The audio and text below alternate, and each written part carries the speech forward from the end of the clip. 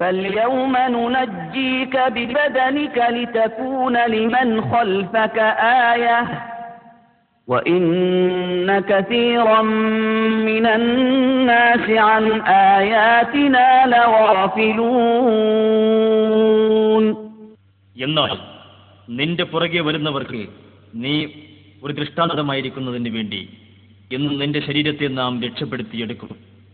തീർച്ചയായും മനുഷ്യരിൽ ധാരാളം പേർ നമ്മുടെ ദൃഷ്ടാന്തങ്ങളെപ്പറ്റി അശ്രദ്ധരാണ്.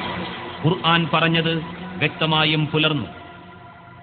1881 ചെങ്കടലിൽ നിന്ന് കിട്ടിയ ഫിർഔന്റെ ഈ മൃതദേഹം ഈജിപ്ഷ്യൻ മ്യൂസിയത്തിന്റെ റോയൽ മമ്മി ഹാളിൽ ഒരു ഗ്ലാസ് പെട്ടിയിൽ സൂക്ഷിച്ചിരിക്കുന്നു. ഇതിന്റെ നീളം 202 സെന്റിമീറ്റർ ആണ്.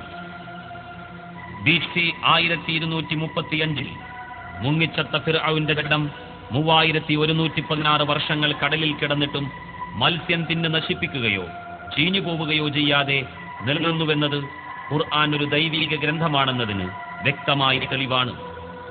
ഇതേ മ്യൂസിയത്തിലെ മറ്റു ഫറോവമാരുടെ ജഡങ്ങൾ കുടൽ ചോർത്തിക്കളഞ്ഞ് പ്രത്യേകം മരുന്ന് പുരട്ടി ശീല ചുറ്റി സൂക്ഷിക്കപ്പെട്ട മമ്മികളാണ്.